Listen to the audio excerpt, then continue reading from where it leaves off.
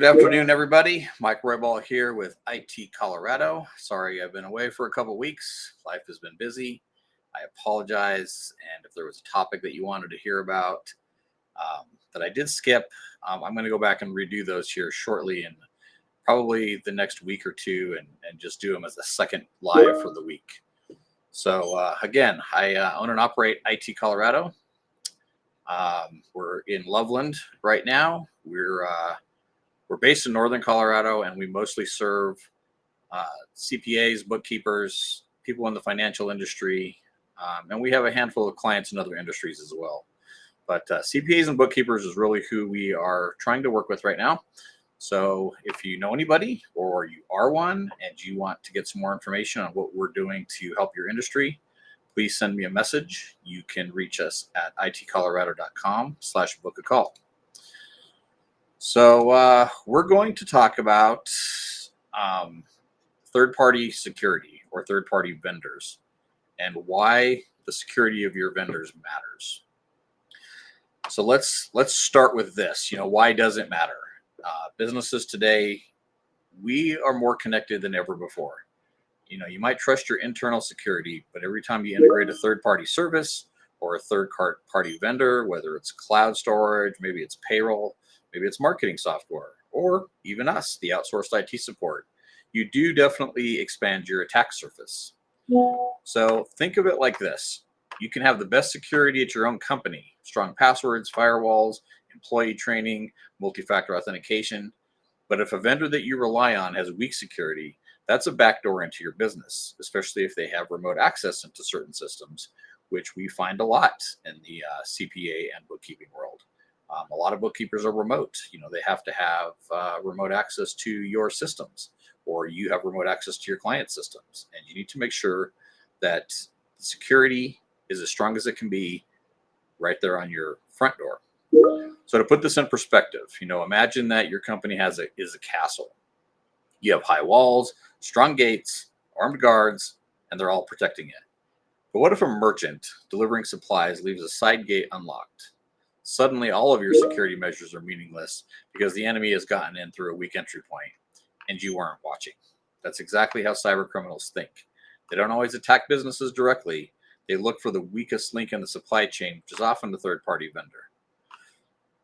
Here's kind of a staggering statistic. 60% of data breaches, they originate from a third-party vendor. That means that even though your business follows best cybersecurity practices, a single compromised vendor could expose your entire operation. So why does this matter so much? Let's break it down into a few key points. More vendors equals a bigger attack surface. So every vendor that you use increases the number of systems, the databases, and login credentials that are connected into your systems. So if just one of these vendors is breached, attackers could pivot into your network and access sensitive data. You're only secure as your weakest link. The hackers do target the easiest entry point. Often, vendors have weaker security than their clients. And unfortunately, that's just a sad reality because it's not their responsibility, and that's how they look at it in many ways in their own eyes. So many companies, they assume big name vendors are secure. Even major vendors have suffered devastating breaches. Vendor breaches, they affect your business, not just their own. So even if the vendor is the one compromised, your customers and the regulators will hold you responsible. Data breaches do lead to financial losses. They lead to legal penalties and reputational damage, all because someone else's mistake. Compliance regulations require vendor security management. So if you work in industries like finance or healthcare or government, you're legally required to ensure vendors follow security best practices. Non-compliance with regulations like SOC 2, HIPAA, GDPR, or PCI, this could lead to huge fines and loss of business. The bottom line, if you're not assessing your vendor security, you're leaving your business vulnerable. So here's my question for you. How often do you check your vendor security policies? Once a year, every contract renewal, or maybe never? So let's talk about some of the biggest risks that businesses face when working with vendors. Some of these might surprise you. Data leaks and breaches. If a vendor stores or processes your sensitive data but doesn't secure it properly, hackers can gain access. A single breach can expose confidential customer information, financial records, and proprietary business data. There's also weak authentication and access controls. If vendors aren't using strong authentication methods like multi-factor, attackers can steal those login credentials. There's poor access management, which can allow cyber criminals to move laterally or sideways within an organization's network. Then there's compliance violations. Regulations like GDPR, HIPAA, SOC 2, the FTC Safeguards Act, the IRS's WISP requirements. These all require businesses to ensure that their vendors follow proper security standards. A vendor's failure to comply could mean that fines, lawsuits, and loss of customer trust for your business will be down the road. Then there's supply chain attacks. So cyber criminals don't always attack the businesses directly. Sometimes they go after smaller, less secure vendors, and then they use them as an entry point.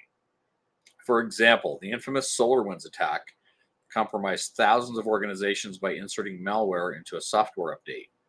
These attacks can have widespread consequences. They impact your business, governments, and entire industries. Then there's a lack of security monitoring. Many businesses don't regularly review their vendor security postures, which means that they could be at risk and they might not even know it. So without ongoing security monitoring, a vendor could introduce vulnerabilities that go unnoticed until a breach occurs. So let's talk about staying secure. These are some of the key things that we go through when we talk to a potential client. What can businesses do to protect themselves? Number one, probably the most important, is a risk assessment. We call it a cybersecurity risk assessment. Before signing a contract, evaluate the vendor security policies, their compliance certifications, and any incident response plans. There's security questionnaires. Ask vendors about their cybersecurity posture, including their encryption methods, their MFA usage, and their breach history, if any. There's also access controls and least privilege. So you limit the data and the system access that vendors have. A vendor should only have access to what they absolutely need. Contractual security requirements. Make sure that contracts include cybersecurity clauses requiring vendors to notify you immediately if they experience a data breach. Continuous monitoring. Regularly review vendor security and conduct audits. Cybersecurity isn't a one-time check. It's an ongoing process. And then there's incident response planning. What's going to happen when a breach occurs? And it will occur. It just depends on what level of breach it might be. So have a plan in place before a breach happens. If a vendor is compromised, you need to know exactly how to respond. We're going to talk a little bit about the Target breach, which many of you may remember. It happened in 2013. Target was one of the largest retailers in the US. They suffered a massive cyber attack that compromised 40 million credit and debit card numbers and 110 million customer records. And this breach didn't happen because of Target's internal systems. Instead, hackers exploited one of their third-party vendors, an HVAC company of all vendors that had access to Target's network. So here's what happened. The hackers phished an employee at the HVAC company, and they stole their login credentials. The attackers used those credentials to access Target's internal network. From there, they gained access to the payment system. They installed malware, and they collected all the customer credit card data that was going through the cash registers. This breach went undetected for weeks, and by the time Target realized what had happened, millions of customers had already been affected. Now here's the kicker. Target had a $1.6 million intrusion detection system that flagged suspicious activity, but no one acted on the alerts. In the end, this breach cost Target over $200 million, not to mention the loss of their customers' trust. So what could have prevented this? The first one would have been stronger vendor security assessments. So another one would have been better network segmentation to limit the access of their vendor. There's also multi-factor authentication to prevent stolen credentials from being misused. This one is very, very important. And this isn't just a one-time thing. The same type of third-party attack, it happened in the SolarWinds breach of 2020, and it also affects U.S. government agencies and Fortune 500 companies.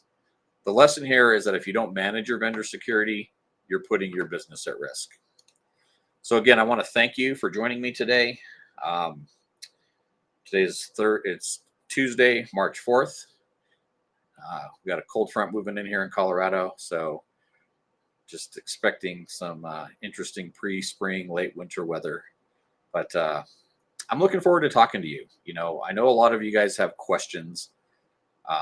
Some of you really don't know where to move next. Feel free to schedule a call with us. You can do that at itcolorado.com/book a call.